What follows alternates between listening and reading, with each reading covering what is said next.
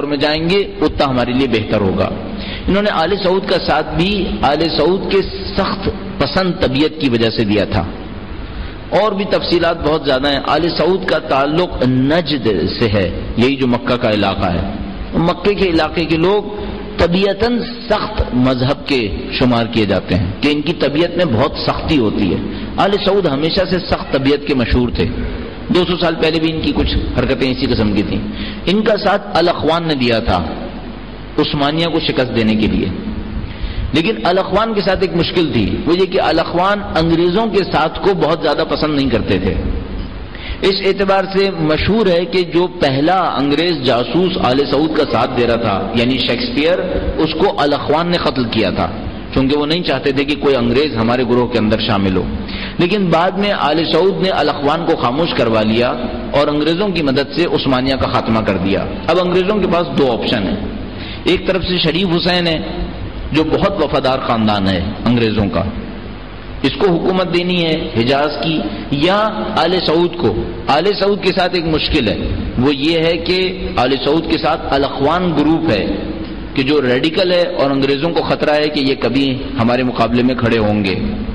شریف حسین کے ساتھ ایک اور پلس پوائنٹ بھی ہے، وہ یہ کہ شریف حسین کے پاس انگریزوں کا سب سے زیادہ قابل قدر جاسوس تھا یعنی لارنس آف عربیہ۔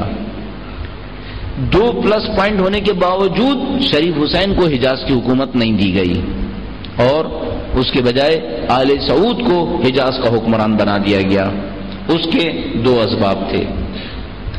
پہلی بات تو یہ کہ جب شریف حسین نے یہ دیکھا کہ عثمانیہ شکست کھا گئے ہیں اور اب اس خلافت کا کوئی دعوے دار باقی نہیں ہے جس پر عثمانیہ حکومت کر رہے تھے، شریف حسین نے اپنی دانش میں موقع سے فائدہ اٹھانے کے لیے تمام عرب ممالک پر مشتمل ایک عرب خلافت کا اعلان کر دیا۔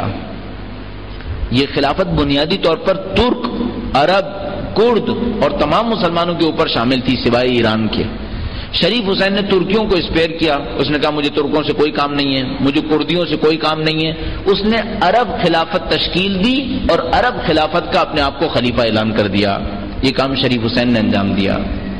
انگریزوں نے جیسے ہی دیکھا کہ شریف حسین نے اپنی منمانی کرتے ہوئے ایک خلافت کا اعلان کیا، یہاں سے انگریز شریف حسین سے بگڑنا شروع ہو گئے، اور اس کی وجہ بہت واضح تھی۔ انگریزوں نے 100 سال محنت کر کے مسلمانوں کی خلافت اس لیے ختم کی تھی کہ ان کو 50 ٹکڑوں میں تقسیم کریں۔ وہ ہرگز نہیں چاہتے تھے کہ کم از کم عربوں کے نام پر ہی کوئی ان کو جمع کرنے کی کوشش کرے، تو وہ شریف حسین کے مخالف ہو گئے، ایک وجہ۔ دوسری وجہ یہ تھی کہ شریف حسین کے پاس وہ مذہب نہیں تھا جو آل سعود کے پاس تھا۔ آل سعود کے پاس جو ایکسٹرا آرڈنری بینیفٹ تھا انگریزوں کے لیے، وہ یہ کہ آل سعود ایک ایسی فقہ اور ایسی فکر لے کر چل رہے تھے جس کے ذریعے سے مسلمانوں کو تقسیم کرنا بہت آسان تھا۔ جیسے انگریزوں نے دیکھا کہ شریف حسین نے اپنی عرب خلافت کا اعلان کیا ہے، انہوں نے لارنس آف عربیہ کی تمام تر یاد دہانیوں کو فراموش کر دیا، نظر انداز کر دیا۔ لارنس آف عربیہ بہت پریشان ہوا کہ میرا پلا ہوا آدمی اس طرح سے میرے خلاف کام کر گیا۔ اس نے انگریزوں کو یقین دلایا کہ میں شریف حسین کو قائل کر لوں گا کہ وہ خلافت کا خاتمہ کرے اور شریف حسین کو اس موقع پر معاف کر دیا جائے۔ انگریزوں نے شریف حسین کی اس حرکت کو معاف نہیں کیا، شریف حسین کو خلافت سے ہٹا کر اس کو قبرص تبعید کر دیا گیا، سائپرس بھیج دیا گیا، اور شریف حسین پر حجاز میں داخلے کی پابندی لگا دی گئی۔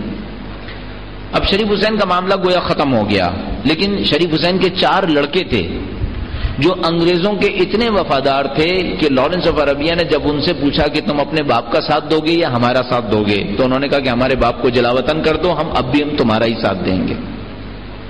شریف حسین کے بیٹوں نے انگریزوں کا ساتھ دینے کا فیصلہ کیا، لیکن اتنا کچھ ہونا انگریزوں کے لیے کافی تھا۔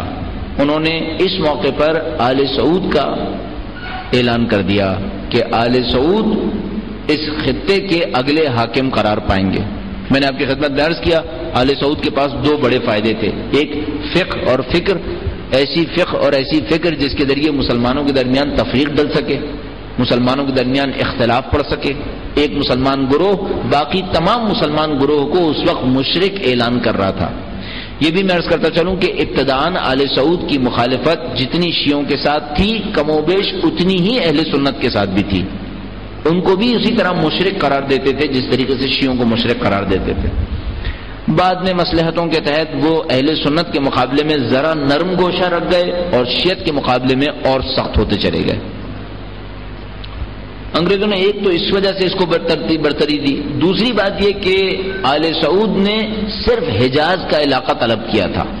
شریف حسین پوری عرب خلافت بنانا چاہتا تھا. آل سعود نے کہا کہ ہمیں پورے عرب علاقے سے کوئی سروکار نہیں ہے, وہاں تم جس کو مرضی بٹھانا چاہو بٹھاؤ, ہمیں صرف حجاز کا علاقہ دے دیا جائے. انگریزوں نے حجاز کے علاقے کے لیے آل سعود کا انتخاب کیا اور باقی عرب علاقوں کے لیے شریف حسین کے بیٹوں کو تعینات کر دیا. باقی 4 بیٹوں کو عربوں کے 4 مختلف علاقوں کے اوپر تعینات کر دیا گیا. کسی کو عراق بھیجا, کسی کو شام بھیجا, کسی کو اردن نیا ملک بنا کر اس کا حاکم بنا دیا. اردن نام کر کے کوئی ملک پہلی جنگ عظیم تک موجود نہیں تھا. ٹرانس جارڈن ایک علاقہ ہوا کرتا تھا لیکن ملک نہیں تھا.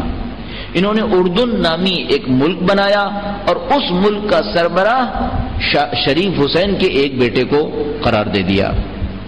آگے چل کر جو کچھ تاریخ میں پیش آیا وہ اس طریقے سے ہے کہ جو عراق اور شام پر شریف حسین کی اولاد بیٹھی تھی وہ مختلف زمانے کی بغاوتوں میں قتل ہوتے چلے گئے. انہیں قتل کر دیا گیا, ان کے خاندان کا وہاں پر خاتمہ ہو گیا. اس وقت شریف حسین کا خاندان صرف اردن کے بادشاہ کے ذریعے سے ابھی تک جاری ہے.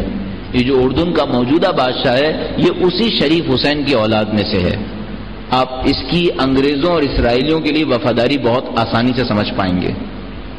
نسلاً قبل نسل انگریزوں کا وفادار خاندان ہے. اب کیسا ہوگا اب آپ سمجھ سکتے ہیں. گویا شریف حسین کا معاملہ ختم ہو گیا, اب رہ گئے آل سعود. آل سعود حجاز کے اوپر قابض ہو گئے. جیسے ہی آل سعود حجاز پر قابض ہوئے انہوں نے حجاز کا تاریخی نام جو نبی اکرم اور حضرت ابراہیم کے زمانے سے چلا آ رہا تھا حجاز, اس کو تبدیل کر کے اپنے خاندان کے نام پر سعودیہ عربیہ رکھ دیا. اس علاقے کا پورا نام قرار پایا المملکۃ العربیۃ السعودیہ. اگر آپ اس جملے کے اوپر غور فرمائیں, اس میں المملکہ یعنی حکومت, العربیہ قوم پرستی, عربیت یعنی عرب قوم پرستی کا اظہار ہوا. دوسرا السعودیہ, سعودیہ کیا ہے؟ سعودیہ آل سعود سے منسوب ہے, یعنی ایک خاندان. جو خادم حرمین شریفین اپنے آپ کو کہہ رہا ہے اس سے کم از کم اتنا پوچھا جا سکتا ہے کہ اس ملک کے نام میں اسلام کیوں نہیں آ رہا. اگر اس ملک کے نام میں عربیت نیشنلزم اور سعودیت قبیلہ پرستی آ سکتی ہے تو اس کے اندر اسلام کا نام کیوں نہیں آ سکتا. بہرحال المملکۃ العربیۃ السعودیہ اس ملک کا نام قرار پایا. آل سعود کی حکومت قائم ہو گئی. اب جو آل سعود کی حکومت قائم ہوئی پورے دنیا کے مسلمانوں میں ایک تہلکہ مچ گیا. اس کی وجہ یہ ہے کہ پوری دنیا کے مسلمان اسکالرز آل سعود کو اچھی طرح پہچانتے تھے. وہ جانتے تھے کہ ان کے آنے کے نتیجے میں اگلا قدم کیا ہوگا. حتیٰ بر صغیر کے اندر مسلمان اسکالرز میں من جملہ جو مولانا محمد علی جوہر اور شوکت علی, ان کے ذریعے سے ایک تحریک چلی جس کے اندر اس بات کو اٹھایا جانے لگا کہ روضات کا تحفظ اب کس صورت میں انجام پائے گا. کیونکہ یہ بات بہت مشہور تھی کہ آل سعود روضات کے انتہائی مخالف ہیں. تاریخ میں یہ بات کئی دفعہ ظاہر ہو چکی تھی. 150 سال پہلے, اس وقت سے تقریباً 150 سال پہلے کربلا اور نجف پہ حملہ کر چکے تھے. سب بہت اچھی طرح سے جانتے تھے.